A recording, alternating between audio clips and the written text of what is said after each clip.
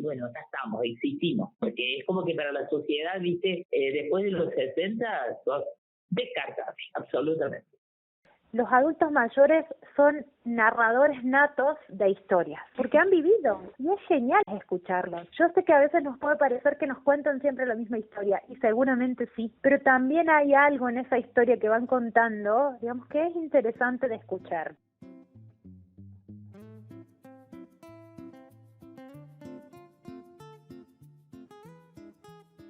Bienvenidos al tercer y último capítulo del podcast Las personas también somos mayores, coproducido por Aisha Jalil, el Observatorio de Derechos Humanos de la Universidad Nacional de Córdoba y el Programa de Adultos Mayores de la Secretaría de Extensión Universitaria.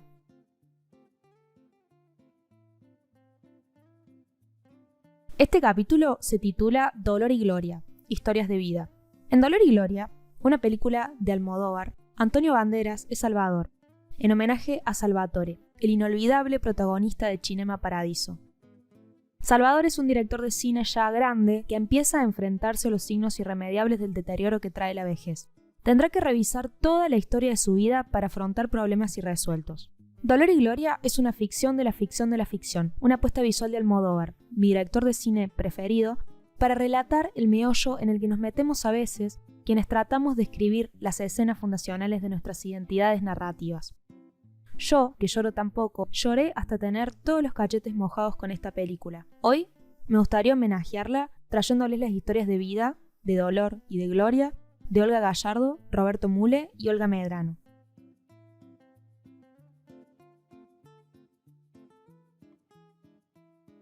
Olga Medrano tiene 75 años. Dice que siempre le gustó hacer otras cosas además de trabajar. Trabajaba como administrativa full time. Ella, con otras compañeras y compañeros del taller de literatura, crearon un podcast que pueden encontrar en YouTube y Spotify como Hielo y Letras. Se les ocurrió a partir del intercambio de audios de WhatsApp que empezaron cuando la pandemia les obligó a continuar el taller desde el aislamiento. Hoy, Olga nos comparte su historia. Gracias a la inquietud de una compañera, que ella aprendió, porque realmente tuvo que ponerse las pilas y buscar y aprender, un poco ayudada por su hija. Entonces decidió que ya que no se podía publicar en papel, al menos no quedara el trabajo entre cuatro paredes y entre 10 personas que nos medíamos y nos escuchábamos. Decidimos crear el podcast con Hielo y Letras. El nombre suena extraño, pero se le ocurrió al marido de ella porque decía podcast suena como vodka. Entonces, bueno, le agregamos al hielo las letras y allí el nombre. Participa de los talleres UPAMI desde hace varios años, especialmente los talleres de radio, dibujo, pintura, escritura, foto, video. Dice que siempre le atrajo más lo intelectual que lo físico. Por ejemplo, de radio tuvimos excelentes profesores, excelentes, y aprendimos muchísimo, y te puedo decir que realmente en determinado momento ya estábamos aptos como para participar en cualquier FM. Nosotros hicimos un par de radios abiertas, en una de ellas con chicos que estaban estudiando, estaban en tercer año creo, que es ya la comunicación, y se quedaron muy asombrados porque no pensaron que nosotros podíamos manejar una radio abierta como lo hicimos, ¿viste? Así que no, realmente fueron muy buenos. Lo mismo que en fotografía, aprendimos muchísimo. Y también talleres literarios, lo mismo, técnicas de escritura y todo eso. No, se dan con mucho respeto, y realmente no es para que, vengan, no tienen nada que hacer, vengan a entretenerse, no. La recreación es desde el punto de vista que no hay una currícula que se debe cumplir, simplemente eso. Entonces nosotros lo tomamos como un hobby placentero. Hacer los talleres. Para ella fue poder empezar a hacer lo que le gustaba y no podía por el trabajo y los menesteres de la vida cotidiana. Muchas vejeces. Entonces, quienes estamos en un determinado rango, que podemos disfrutar de estos talleres, por ejemplo, que tenemos acceso a ellos, que tenemos la posibilidad de tener, por ejemplo, una forma de comunicarnos a través de los medios, o que tenemos acceso a la tecnología, somos realmente un grupo de personas que tenemos suerte de poder hacer todo esto. Pero hay otra vejez que está muy escondida, que no se la ve, que sufre terriblemente porque no tienen acceso a un montón. Es más, no saben que tienen derechos. Y pienso que justamente allí es donde nosotros, los que sí nos conocemos, deberíamos acercar. Pero lamentablemente no se da. Sofía Menollo es la profesora de Olga en el taller de escritura creativa UPAMI. Este taller se trata de adquirir herramientas para escribir ficción, pero también para contar las cosas que les pasan día a día, reflexionar sobre las propias vidas y expresar sus ideas. Cuando presento un poco la forma de trabajo del curso, lo que primero les digo es que este es un espacio para ellos y que ellos tienen que decidir qué rumbo vamos a ir tomando. Traen textos sobre lo que hemos estado conversando y a la vez hay temas que a veces, por ejemplo, trabajar con temas de cómo reflexionar sobre la realidad o qué historias necesitamos contar, son temas que nos llevan también a hermosas discusiones en su vida diaria. Ese espacio de la reflexión colectiva es muy rico, tanto para mí como para ellos. Nosotros hemos tenido discusiones en donde una compañera del curso escribe sobre todo lo que le produce a ella la sensación de injusticia de ver gente durmiendo en la calle. Y a partir de eso se generan discusiones, polarizadas entre aquellos o aquellas que sostienen que la gente está en la calle porque quiere y quienes sostienen que estar en la calle no es un deseo, sino todo lo contrario, es una consecuencia de un mundo injusto. Todos los talleres UPAMI se dan dentro del predio de Ciudad Universitaria, en aulas y edificios que sean de mediano o fácil acceso y que tengan en consideración las necesidades de los cuerpos envejecidos, aunque a veces la infraestructura áulica no lo permita. Sin embargo, hay algo de ese lugar que es la Ciudad Universitaria, de esa magia de encontrarse con la cantidad de jóvenes, ¿no? Y también esas arboledas que también a veces nos permiten en verano o cuando hay calorcito salir afuera y trabajar en los bancos de afuera. Hay algo de ese espacio físico que es muy atractivo y ellos y ellas lo viven así. Las dificultades quizás son más a nivel infraestructura áulica, que los bancos no están pensados para adultos mayores. Y ni hablar que si son bancos fijos. De hecho, los bancos a veces ni siquiera están pensados para jóvenes que no sean el estereotipo del joven flaco delgado. Entonces, si sos más altos, si sos más rellenitos y demás, es una complejidad de esos bancos. Y después la acústica, particularmente para nosotros, es todo un tema, porque realmente para los adultos mayores, un lugar que no tiene acústica como el que usamos nosotros, impide bastante que ellos puedan participar incluso. O sea, si bien nosotros nos damos la estrategia de que sabemos cuáles son las personas que necesitan estar más adelante o ponerse en cierto lugar o en cierta disposición en relación al aula para escuchar mejor, lo cierto es que sabemos que hay partes de la clase que se los pierden porque no escuchan o porque retumba tanto el sonido que se aturden y dejan de escuchar. Sofía toma como ejemplo el periodo de la pandemia para explicarnos hasta qué punto los talleres se vuelven esenciales en la vida de las personas mayores que participan.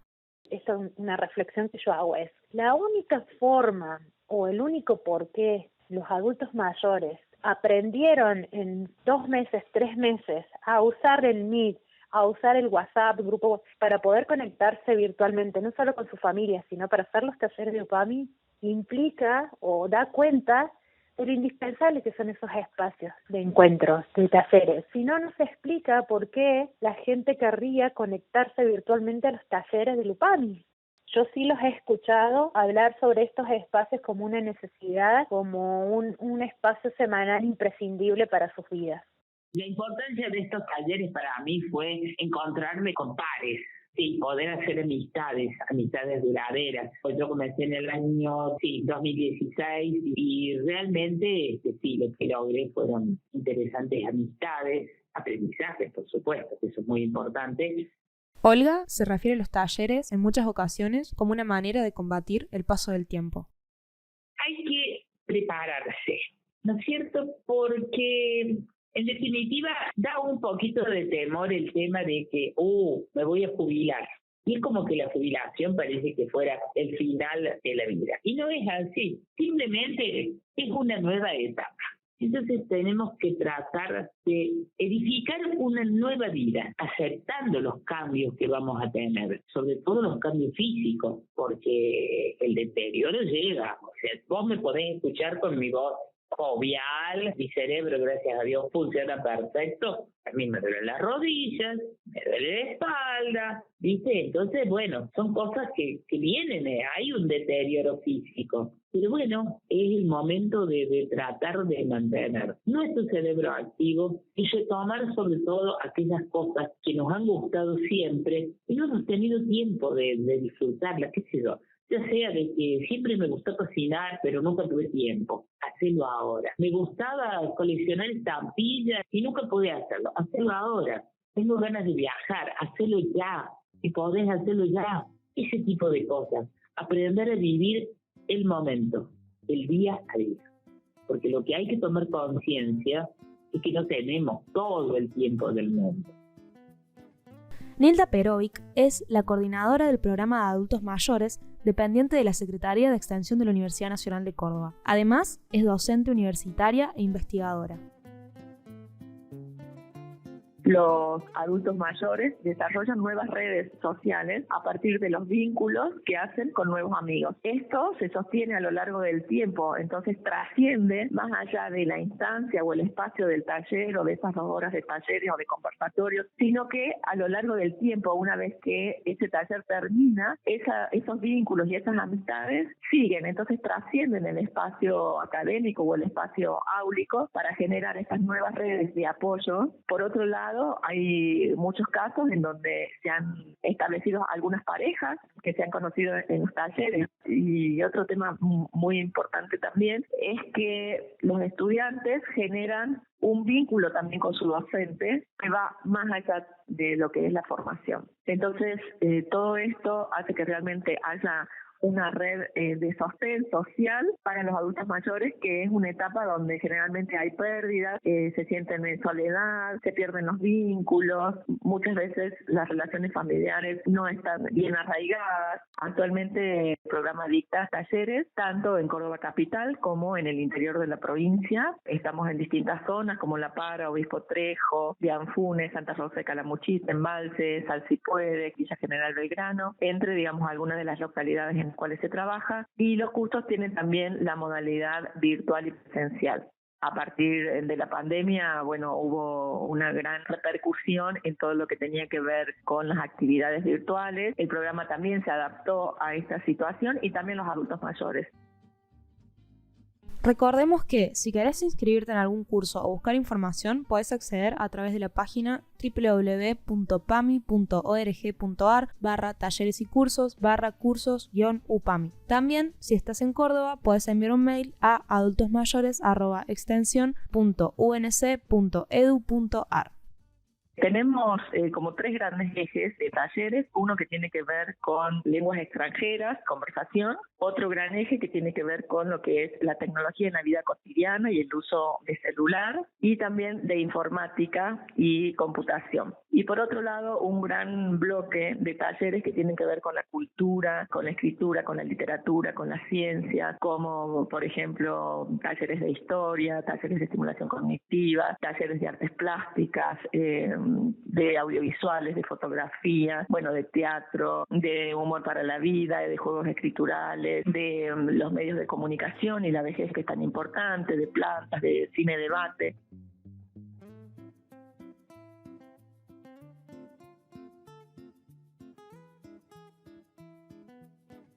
Olga Gallardo tiene 79 años. Al momento de la entrevista estaba cursando el taller UPAMI de teatro.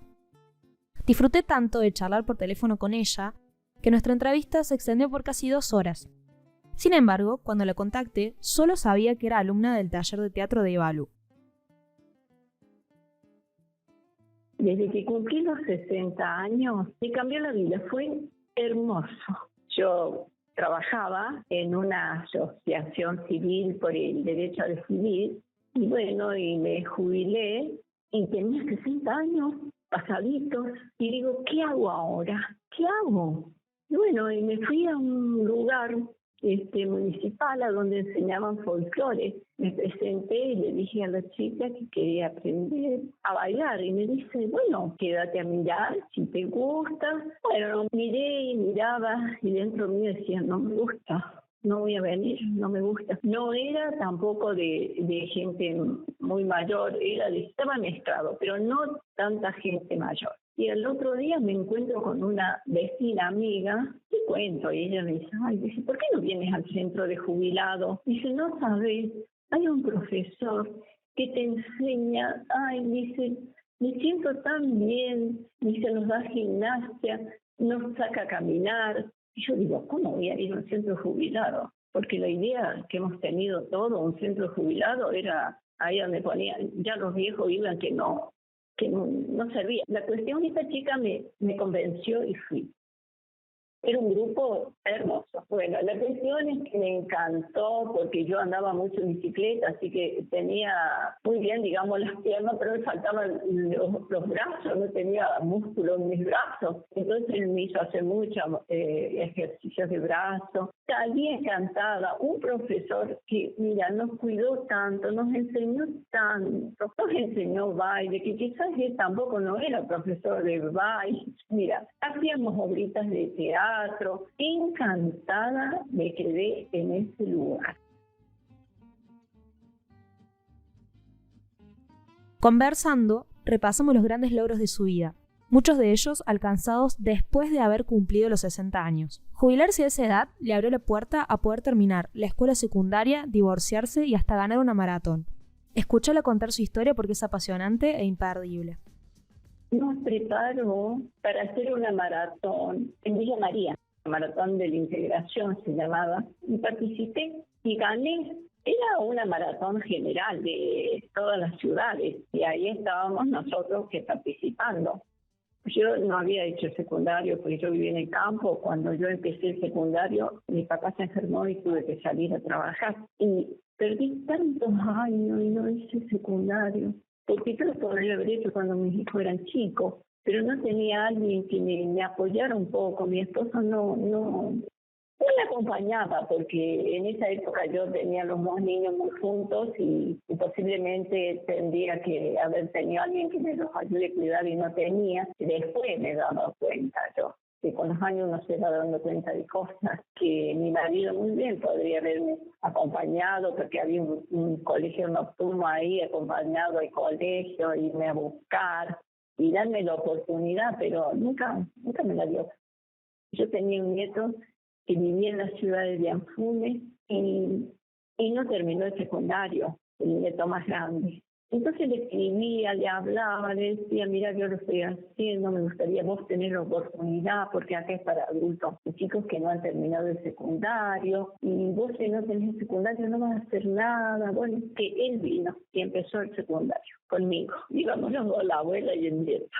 Bueno, y yo lo terminé y él también lo terminó después de un año más que yo.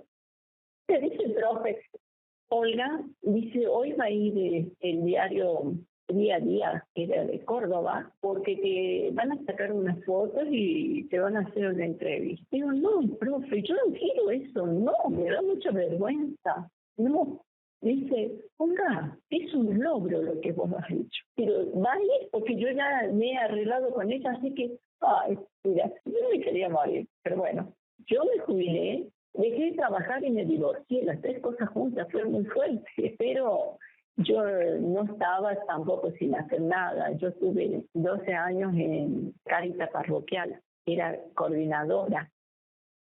También me contó que había militado gran parte de su vida en Católicas por el Derecho a Decidir, grupo fundacional y soporte clave en el proceso de aprobación de la ley de IVE en 2020. Ella me invitó a una reunión que iban a venir mujeres de México. Mujeres, no me acuerdo si eran 3 o 4 mujeres nomás, que trabajaban en una iglesia. Y medio que se rebelaron allá, porque en una iglesia católica. Porque ellas empezaron con el derecho a decidir, eran católicas, pero tenían derecho a decidir. Y empezaron a salir a trabajar por eso.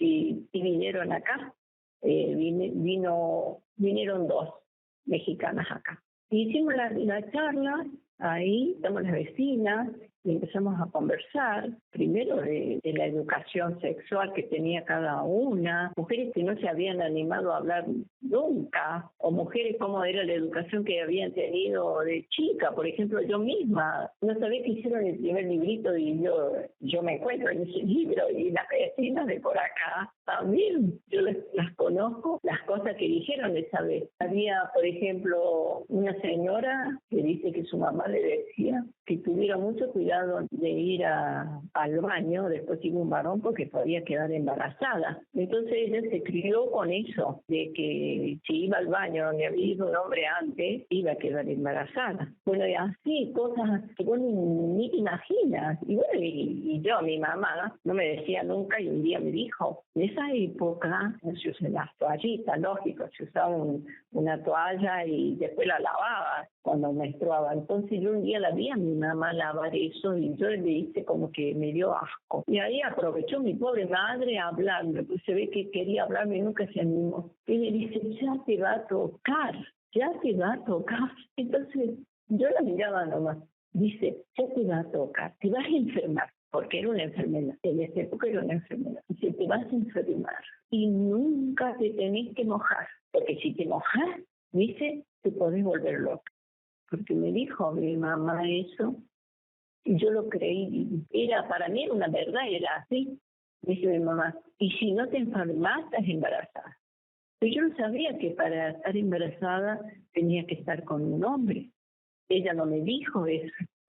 Viste que cuando uno se menstrua por primera vez, a veces el segundo mes no te viene, y que yo ya pensaba que estaba embarazada, porque a mí el segundo mes no me vino. Yo ya pensé que estaba embarazada. Ay, Dios mío. Bueno, y así, ¿viste? Esas fueron las primeras reuniones que se hicieron acá con católicas. Y bueno, después me empezaron a invitar. Después, las chicas que hay en católica, son casi todas chicas jóvenes, que me imagino que vos sos igual que esas chicas, amorosas, me quieren un montón. Yo he viajado con ellas montones de veces, hemos viajado a Buenos Aires para el Día de la Mujer, a Mar del Plata, Jujuy, a todos lados he viajado con ellas. En las primeras épocas a repartir los pañuelos, porque repartíamos los pañuelitos verdes. En esa época recién empezaban los pañuelos, y bueno, y nos íbamos y repartíamos los pañuelos. Y yo estoy muy de acuerdo con el aborto porque, sí, por ahí yo tengo mis hermanas, por ejemplo, que son muy cerradas en ese sentido. Y por más que vos le expliques y le digas, porque imagínate vos, mirá todos los casos que han pasado, que han violado a una chica discapacitada, esa otra, que no le quisieron hacer el aborto, esa chica de Santa Fe que tenía cáncer, que al final nació la criatura muerta. Yo he ido a todos esos lugares con las chicas de católica, he visto muchas cosas. Entonces es muy necesario el aborto, pero no es porque se anda a hacerte un aborto, no es así, porque no lo entienden de la mala forma, como que vos estás matando a una persona, y no es así.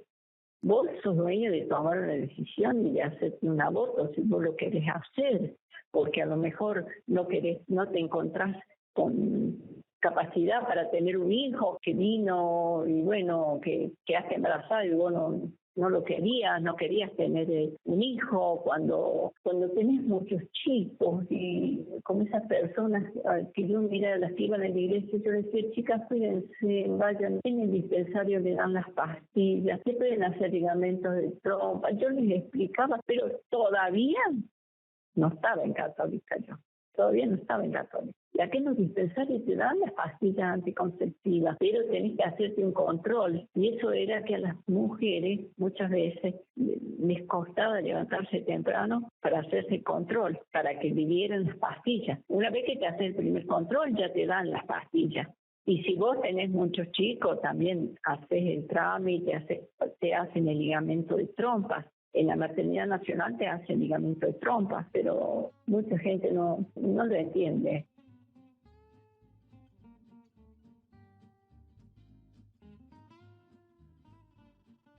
Siguiendo con la idea de Juliette Rennes que comenté en el episodio anterior, Hay un prejuicio según el cual las mujeres envejecerían peor y más rápido que los hombres. Hay muchos comentarios de hombres trans que dicen que de repente se sienten rejuvenecer, porque sienten mucha menos presión social como hombres que como mujeres en aparentar juventud. Por el contrario, las mujeres trans se sienten envejecer, por la intransigencia social a la apariencia. Es un privilegio de los hombres de la clase dominante el ser considerados como adultos y no viejos por mucho más tiempo. Si pensamos en las fracciones superiores de las élites, académicas, políticas, altos mandos empresariales, está súper bien visto que un hombre mayor esté ocupando un puesto, mientras que si fuera una mujer, no. Hay un montón de instituciones que permiten que los hombres guarden un poder político, social y simbólico hasta una edad muy avanzada. Los hombres de clase popular, las mujeres y las minorías en general no pueden escapar a esta vejez social inhabilitadora. Es importante destacar que, muy tempranamente en el curso de la vida de las mujeres, aparece esta presión de quedarse en la juventud, de reconocer los signos de la vejez, de cumplir con su reloj biológico. Hay una familiarización muy precoz con el hecho de que somos seres temporales, y que eso es limitante, porque se acaba el tiempo, claro. Pero eso también hace que las mujeres estén mucho mejor preparadas y socializadas para enfrentar la vejez. Para los hombres, el shock viene más tarde, pero es mucho más fuerte. De hecho, para todas las mujeres que entrevisté, la jubilación es percibida y vivida como un momento de profunda libertad. Si logramos emanciparnos de la obsesión de ser una mujer joven, el dejar de formar parte del mercado sexual abre la puerta a un sinfín de posibilidades. Es una de las únicas formas de regalarnos el tiempo que la sociedad nos roba, hacer lo que queremos, sacarnos de encima el peso de procrear y cuidar, tener, finalmente, tiempo para nosotras. Sin embargo, no puedo dejar de remarcar el lado injusto de esta libertad con un ejemplo. Es muy normal que, a la hora de entrevistar a mujeres sobre la sexualidad, ellas descubran lo que les da placer no solo en las relaciones sexuales, sino también en los vínculos afectivos románticos a una edad bastante avanzada, justamente en el momento en que empiezan a ser menos consideradas en el mercado sexual, después de los 40. Y sí, muchos comentarios. Hicieron muchos comentarios la gente, ¿viste? Pero yo lo hice y tomé la decisión. No tomé la decisión antes porque yo tenía que tomar la decisión mucho antes. No la tomé porque yo venía de una familia que vos viste cómo era la gente antes, mis padres más que veníamos del campo. Yo no les iba a llevar un disgusto a decirles. Nunca les comenté una palabra, nada. No les iba a decir que me iba a divorciar. No, se iban a morir, no sé, les iba a caer muy mal. Mis papás ya habían fallecido cuando yo me divorcié. Desde hace varios años, Olga asiste al taller de teatro del UPAMI. Hemos hecho obritas, hemos salido así a varios lados, a la cocina cultura. Bueno, por muchos lados hemos ido y a mí me gusta mucho. Antes de la pandemia hicimos de los inmigrantes. Fue una cosa tan emotiva, tan hermosa, pero eso se hizo ahí realmente en el pabellón argentino porque es un lugar grande y todo. Pero mira, era tan emocionante que llorábamos en serio, ¿no? Y buscando la ropa de la época, las valijas de la época, cuando nos íbamos en el barco, el sonido, todo, porque estaba todo muy bien preparado, ¿no? Muy bien. Una cosa hermosa. Es un grupo hermoso. Salimos por ahí todos juntos. A veces vamos a pasar el día a algún lado, así en verano, ¿viste? O vamos a cenar, o vamos a ver una obra. Y Balú es la profe de teatro. El teatro no es una excusa, dice. Es el puente que les permite desarrollar la creatividad a cada uno de los alumnos. Abrazarse, encontrarse, compartir y sobre todo tener un espacio de vinculación. Es un taller libre y liberador. Como en todos los demás talleres UPAMI, lo que cuenta acá es lo que quieren trabajar los alumnos. Es muy interesante saber que, de este modo, todos los años surge espontáneamente el trabajar el tema de los derechos de las personas mayores desde el teatro. Tiene que ver con lo que, digamos, los motiva a ir a ese encuentro, que sea, ya sea porque les gustaba hacer teatro en el primario o en el secundario, o fue algo que siempre quisieron hacer y ahora que están jubilados encuentran el motivo, o porque transitaron alguna terapia y se los recomendaron, o porque fue de boca en boca, pero principalmente tiene que ver con eso, con encontrarse. Y esta compañera en un momento expresó, por ejemplo, su alegría por abrazarse con otros, por ejemplo. Parece que no, pero sí es muy importante porque no es que el teatro es una excusa, pero realmente estos espacios de los talleres del UPAMI son muy importantes en la revinculización, ahora también después, digamos, en este proceso de post-pandemia, pero también para lo que significa muchas personas de esta edad que tal vez se encuentran solos en sus casas y poder encontrar con otras personas en un espacio lúdico, creativo, y como premisa, digamos, en relación a ejercicios que impliquen tal vez situaciones que ellos no se puedan sentir cómodos, siempre está la posibilidad de parar, de sentarse, y esto lo digo también por problemas tal vez motrices que puedan llegar a tener, o si están atravesando algún momento de enfermedad o por lo que estén pasando, digamos, esos tiempos los manejan ellos. Por lo menos lo que me interesa en el taller es que haya un espacio de cierre y de diálogo donde también podamos poner en palabra y conversar y charlar y reflexionar sobre lo que nos pasa, digamos. Algo que siempre sale como temática a trabajar, sobre todo en los espacios de reflexión final, tienen que ver con los derechos de los adultos mayores, que en general los trabajamos en la primera etapa. De verdad es algo que siempre surge espontáneamente, porque han ido a alguna charla o porque sale en relación a situaciones que han vivido ellos. Por ejemplo, este año, en la primera etapa, salió el tema y se realizaron diferentes escenas. Ellos realizaron diferentes escenas donde abordaron diferentes situaciones donde se vulneraba algún derecho o aparecía, digamos, garantizado, por así decirlo. Hay un lado complejo de todo esto. Las dos profesoras de UPAMI que entrevisté, Sofía e Ivalu, sin hablar entre ellas, sacaron un mismo tema: la muerte.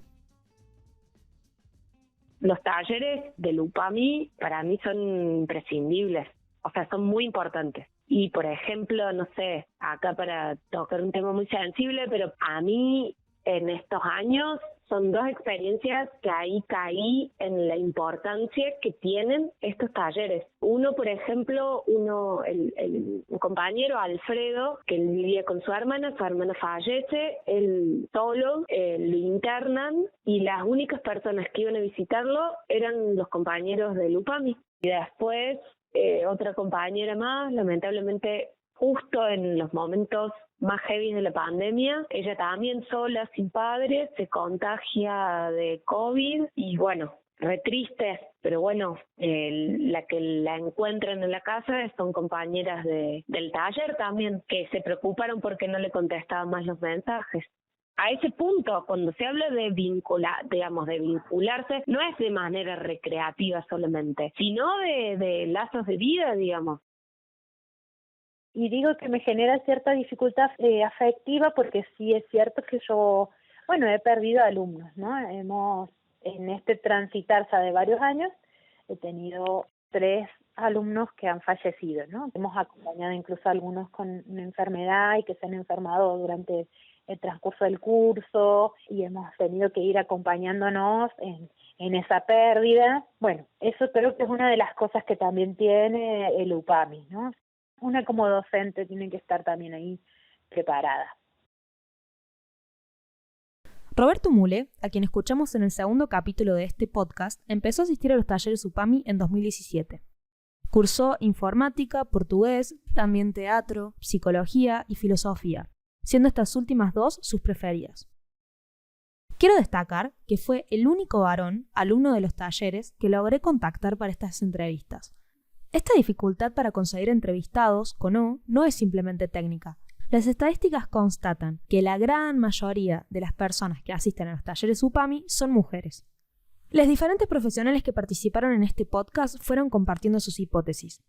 Principalmente, suponen que los varones tienen menos herramientas de socialización y, por lo tanto, más probabilidades de pasar una vejez solitaria y recluida. Durante sus vidas, no les enseñaron el placer del ocio, el placer de hacer actividades creativas, de ir a tomar algo con los amigos.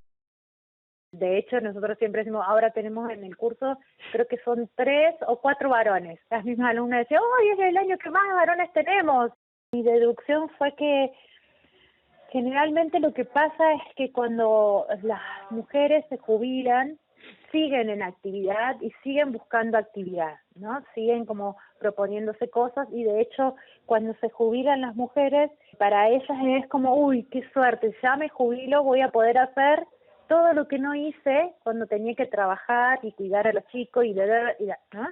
Entonces voy a hacer artes plásticas que no había hecho, voy a escribir, que siempre lo pospuse, entonces para ellas es seguir formándose o empezar a hacer eso que no pudieron hacer mientras trabajaban y sostenían la cotidianeidad del hogar y las tareas domésticas. Para los varones, en cambio, el jubilarse tiene otras connotaciones y les significa, bueno, nada, eso, dejar de ser útil. Entonces, les cuesta más pensarse en un espacio de, bueno, hacer cosas que antes no hacía o que me quedaron postergadas, ¿no?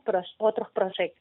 Y los que un poco se asoman a veces y empiezan a venir, a veces vienen con el, bueno, me trajo mi amiga, bueno, me mandaron acá para que empezara a hacer algo. Entonces con esa frase, y nos reímos mucho de esas frases, y ellos también se ríen de esas frases, pero en general están como un poco más impulsadas por eso, ¿no?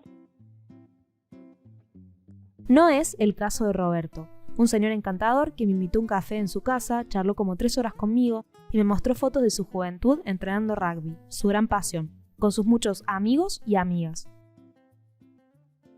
Hicimos como una pequeña obra de teatro, pero más bien fue un ejemplo y se le dio fundamento con un tipo, un hombre que era mayor, Titi, aparte de la voz que tenía, un tipo muy, muy agradable, y fue un tipo que se hizo una obra. Él maltrató a un alumno llegó y bueno, se ve que venía mal de la casa y ese alumno fui yo. Y bueno, fue una experiencia. Yo lo único que hacía es mirar, que se dio cuenta toda la gente que nos estaba viendo. Fue 20 minutos, fue lindo. Fue muy emocionante escuchar cómo la experiencia de la vejez para Roberto fue la experiencia de sensibilizarse, de empezar a poder llorar. Yo nunca me sensibilicé como ahora, porque nunca lloré. O sea, por decirte, lloré puede haber sido lloré cuando era chico, pero de grande he visto cosas, en un accidente, por ejemplo, te pongo, que sacaba niñitos, cosas, pero no, dolido, pero no sé si viste, en una de esas hoy creo que lo abrazaría y lloraría por él. Estoy más sensible, o sea, más sensible, te lo digo así, por las cosas que he vivido y que no la pude en ese momento disfrutar lo que mi padre me decía, lo que esto, que lo otro. La producción de estas entrevistas me atravesó completamente, ayudándome a repensar mi vínculo con mi cuerpo, con mis exigencias y con los tiempos acelerados que nos impone la sociedad.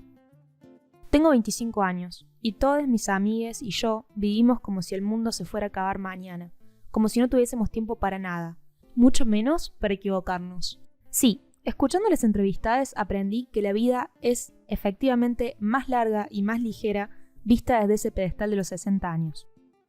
Todo parece perder un poco la urgencia en la perspectiva. Entonces, lo que me gustaría transmitir a mi generación con esta producción es que realmente las personas también somos mayores. Sé que parece superficial decirlo, pero lo quiero reforzar. Lo que hagamos, pensemos y sembremos hoy va a impactar directamente en nuestro futuro. Por más que sea difícil y hasta un poco irreal enfrentarnos al hecho de envejecer, todos los días lo estamos haciendo. Todas las veces que nos impacientamos con personas mayores que hacen o hablan un poco más lento que nosotros, todas las veces que dejamos atrás a otros de cualquier edad por estar apurados, cada vez que dejamos de hacer lo que nos gusta y lo que necesitamos en pos del éxito laboral, estamos de alguna manera socavando nuestra propia vejez. No quisiera, como fue el caso de muchas entrevistadas, recién apropiarme de mi tiempo y hacer lo que yo quiero después de los 60 años.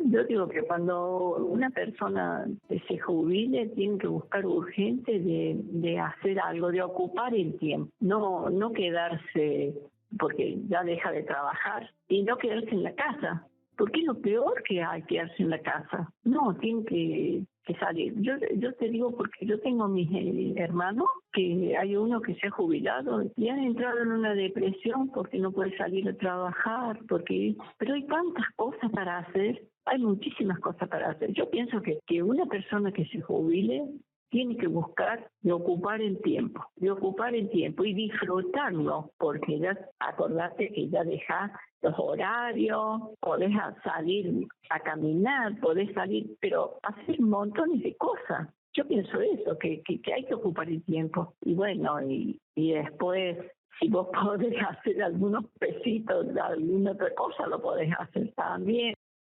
Porque, por ejemplo, la jubilación a lo mejor no es lo mismo que el sueldo. ¿Cuál es el tema? Yo no tengo hijos, no tengo familia directa. Entonces mi entorno es gente que no son consanguíneos, son amigos, son vecinos. Entonces, bueno, entiendo que a través de ellos, yo siempre le digo a una vecina, sobre todo que vecina y amiga, yo cuando me ponga vieja vos me llevas al geriátrico sin culpa, me depositas ahí.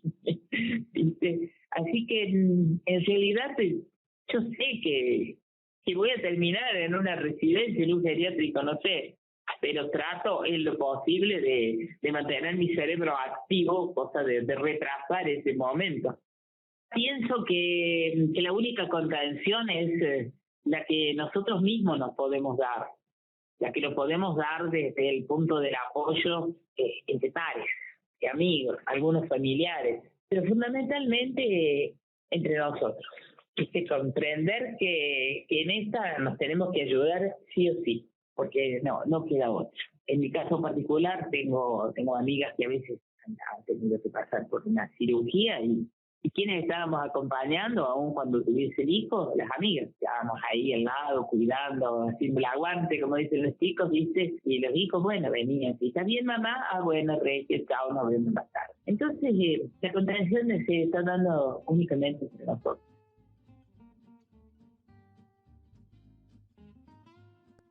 Concluimos el capítulo anterior con algunos consejos destinados a, entre comillas, jóvenes, en lo que respecta al trato de las personas mayores. En este caso, quisiera concluir con algunos consejos para personas mayores propuestos por personas mayores, de ellas para ellas. En definitiva, la vejez es para todos más o menos parecida, ¿viste? Acá el gran tema es la salud. Si vos tenés buena salud, vas para adelante, podés hacer un montón de cosas y te podés manejarte con mucha más libertad.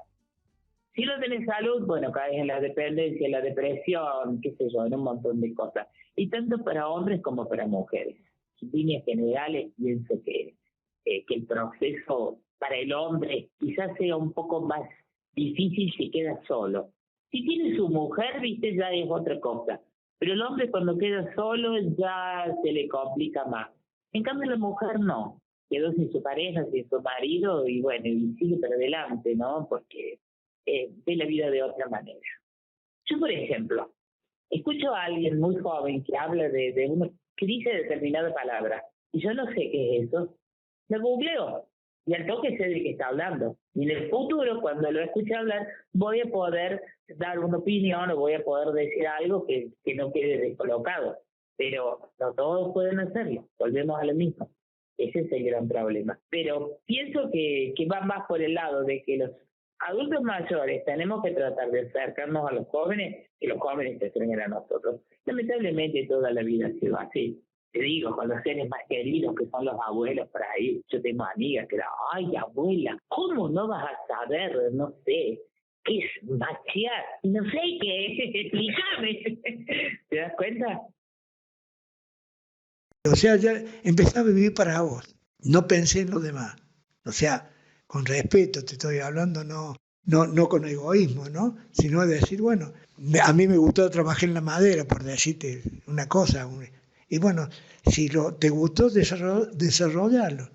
La autosuficiencia, o sea que es para mí primero decir, bueno, ¿qué es lo que puedo hacer yo para seguir manteniéndome, digamos, darme vida interiormente por las cosas que yo hago? Yo no me quedo, no puedo estar postrado. Postrado después, ¿sabes por qué? Porque yo no me siento al frente de un televisor y estar horas o o me preocupa los problemas que tenemos en el mundo y en nuestro país también. O sea que no me lleno de esas cosas, sino trato de buscar otra orientación, de ir a la lectura, tener una charla con alguien, amigo o un profesor que voy a escucharlo, es un paso a la vida. Que bueno, te llegó.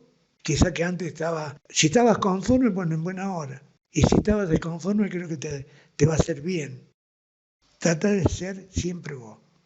Como lo fuiste cuando trabajaste, ahora no trabajas. Y bueno, ya sé que en una de esas cambia tu vida en tu casa también, porque tu mujer, en una de esas vos tenías 8 horas que no te veías por trabajo, por esto. Bueno, ahora te va a ver un poco más, pero en una de esas siempre tenés que buscar el que no te vea parado o sentado frente a un televisor o lo que sea. Leyendo un libro, sí. Instruyéndote, sí. Sí, los miedos están. Los miedos, ¿sabes qué son mis miedos de enfermarme? De las enfermedades que uno pueda tener. Yo soy hipertensa y me tengo que cuidar mucho con la tensión. Esa es la única enfermedad que yo tengo. De no quedar postrada en una cama, ir al trabajo, a la familia. Esos son los miedos que yo tengo, ¿ves? Que uno se enferme y que sea Porque muchas veces la gente dice... Lo critican porque ha puesto a una persona en un geriátrico. Pero muchas veces es así, porque no pueden manejarse de otra forma. Yo le digo a mis hijos, ¿no? Riéndome, les digo, no me metan en un geriátrico, pónganme en una señora que me pegue aquí en mi casa. Porque vos viste que muchas veces buscan a alguien y las maltratan a las viejitas y me casan.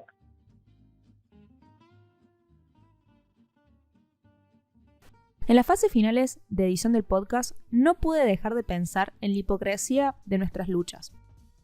No me malinterpreten. Siento que, a pesar de los esfuerzos y de los grandes avances en materia de derechos humanos, la gente progre, universitaria y feminista como yo, muchas veces dejamos de lado a todo lo que no se nos parece. Tenemos que hablar de vejez, tenemos que hablar de las infancias, tenemos que hablar de salud mental, de accesibilidad urbanística, de inclusión institucional. Sí, claro, pero también tenemos que llevar esos debates a nuestras pequeñas cotidianidades, círculos y entornos. ¿Cuándo fue la última vez que miraste, saludaste o le hablaste a una persona mayor que no sea pariente tuyo? ¿Cuándo fue la última vez que te pusiste a pensar en que tal vez esté bueno luchar porque haya bancos en la universidad aptos para todos los cuerpos, incluso para los cuerpos envejecidos? La universidad tiene principalmente 3 funciones, que son la investigación, la educación y la extensión universitaria. La extensión universitaria consiste en tender estos puentes, pero que no son un puente de ida, sino que son un camino recíproco que se hace con el resto de la sociedad, donde se van identificando distintas problemáticas y la universidad va interviniendo para ayudar a resolver, pero también va interviniendo porque la misma sociedad es la que interviene en la universidad cuando esa relación, que es más dialógica, se plantea. Así que considero que es muy importante que la universidad esté presente, que la universidad esté con la sociedad, que la sociedad pueda recurrir a la universidad para buscar respuestas y también para encontrar algunas preguntas, porque si algo para mí es interesante en la universidad es la posibilidad de la reflexión crítica acerca de lo que realizamos, no solamente como personas que formamos parte de los espacios universitarios, sino también socialmente. Poder ir reflexionando críticamente acerca de nuestras propias prácticas como sociedad me parece que es fundamental, y encontrar que esa caja de resonancia puede estar dentro de la universidad o fuera de la sociedad o en diálogo entre la sociedad y la universidad también es muy importante. Así que considero que es una actividad que debe realizarse de manera permanente y cotidiana. El Observatorio de Derechos Humanos de la Universidad Nacional de Córdoba fue creado en 2014 con el objetivo de impulsar políticas de derechos humanos dentro de la universidad, producir y difundir conocimientos que favorezcan acciones y reflexiones sobre la temática y promover instancias de formación y capacitación en derechos humanos. Rosana Gauna es la directora y por medio de este podcast inició la cooperación entre el observatorio y el programa de adultos mayores. Hoy asistimos a un momento, a una época donde la inmediatez es la que marca el ritmo de la vida. Esa inmediatez lleva a que todo se haga demasiado rápido y por ahí las personas necesitamos de más tiempo para realizar algunas acciones, lo hacemos de manera más tranquila. Me parece que algo que la juventud por ahí debería tener en cuenta es esto, ¿no? De tener más paciencia, de considerar que los tiempos no siempre son tan rápidos, de que la capacidad de respuesta, no por ser la más rápida, es la mejor, que muchas personas mayores han podido a lo largo de su vida tener muchos aprendizajes que pueden ser transferidos y que para eso también es necesario contar con un tiempo y con una escucha que sea muy abierta y muy permeable. También hay una concepción de vejez que es esto, que es como lo que no sirve o lo que no produce o lo que no está en el mercado laboral de forma que lo piensa, digamos, el sistema productivo neoliberal, pero me parece que hay otras formas de transitar por fuera de lo que es una actividad productiva, escapándose de lo laboral, que es donde uno puede producir muchas otras cuestiones que no generan un recurso económico, pero que sí implican una serie de resarcimientos a nivel personal que son tan o más importantes que los económicos. Y por ahí tener ese tiempo y poder contar con ese tiempo para realizar estas actividades son muy gratificantes y a su vez, obviamente que quien las realiza no tiene esta sensación de vejez o de descarte, digamos. Así que, bueno, por ese lado también es muy bueno contar con ese momento. Consideramos que toda la sociedad tiene que formarse en estas áreas para realmente poder cambiar esta mirada, ¿no?, de viejismo, de edadismo que tiene la sociedad en general. Entonces, bueno, desde ese lugar el programa también organiza a lo largo de todo el año distintos conversatorios que también se respaldan y es en adhesión a la Convención Interamericana sobre la Protección de Derechos Humanos para las Personas Mayores, ¿no? En generales, creo que sí. Creo que sí, que hay una forma de tratar a los mayores un poco, como te decía, con cierto desgano, y es lamentable que así sea, ¿no? Hay una falta de respeto, tomarlo como personas ignorantes. Sí, suele haber. Es un colectivo realmente muy vulnerado. Inclusive te digo, me hace un poquito de ruido el término colectivo, porque la percepción que yo tengo de ese término es de un grupo de personas que cooperan entre sí para que todos los individuos que lo forman estén protegidos o haya alguna actividad en favor de todos. Y en este caso no existe, somos un grupo etario muy disperso, muy dispar, que cada uno se maneja como puede con las herramientas que tiene, con las posibilidades que tiene. Muchas veces nosotros pensamos, bueno, yo ya hice mi parte cuando era joven, ya salí a protestar, ya salí a exigir, ya salí a pelear por mis derechos. Entonces, bueno, ahora que lo hagan las nuevas generaciones. Es verdad, eso lo pensamos, pero nos olvidamos que nosotros a esta edad también tenemos derechos para salir a pelear, a luchar, tenemos posibilidades de hacerlo, tenemos todo el tiempo del mundo. O sea que nos podemos juntar en algún momento y hacer algo por nosotros. Pero lamentablemente, viste, es como que todo el mundo se queda así, porque tenemos derechos, pero nos quedamos ahí. No hacemos una convocatoria profunda y decir, bueno, vamos, armemos algo, comencemos a trabajar en pos de algo, aunque seamos pocos, pero las cosas importantes nacen de un grupo que es el que le da el puntapié inicial y después ir recogiendo gente que se anime a participar. Eso sí, reconozco que es algo que nosotros no hemos sabido hacer, por lo menos hasta este momento. Aparte de acompañarnos a redescubrir todo el potencial creativo que hay frente a un prejuicio que hay sobre la tercera edad, sobre los adultos mayores, de que son aburridos, de que ya terminaron, de que no cambian, de que son conservadores, y para nada, para nada. Como a veces los tiempos de la ciudad y los tiempos de la productividad capitalista, por así decirlo, no son los tiempos de una persona que va más lento, que tiene que tomarse el tiempo para bajarse, que necesita un asiento, que no escucha, que necesita que le repitan de nuevo, que no comprende algunas cuestiones nuevas de la tecnología. No sé, yo tengo 36 años, que estoy al palo, que pienso en esto, en lo otro. Encontrarse con una mirada que ya tal vez pasó por todo eso, o que te puede ver desde otro lugar, me parece que está buenísimo ese encuentro.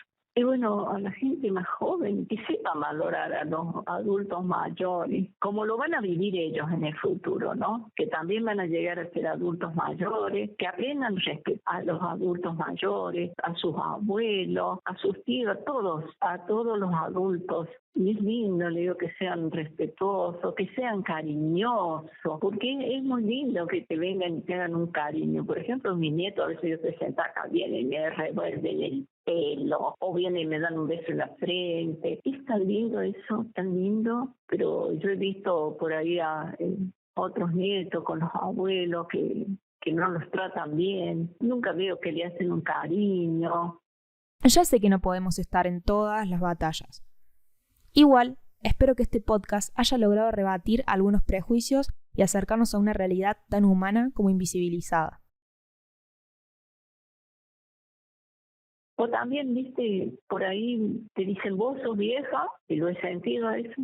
Vos sos vieja, no servís para ir a tal lado, pero sí le dejan los nietos. ¿Tú sabes lo que es la responsabilidad de cuidar los nietos, de cuidar los nietitos de un chiquito? Eso muchas veces los hijos no lo valoran, porque ya estás vieja, bueno, quédate ahí y ¿qué vas a ir allá? Ya sos vieja, pero sí para cuidar un nieto, que es mucha responsabilidad. Pero mucha gente, Mucha gente puede decir, vas a ir a tal lado, no, porque tengo que cuidar a mi nieto, no, porque tengo que... O yo conocí a una señora que vive por acá cerca que iba a gimnasia siempre tarde porque tenía que... Y si es que mi hija no viene a buscar el nieto, ¿qué es esto? Pobrecita, a veces no alcanzaba ni estar media hora, que ya tenía que volver.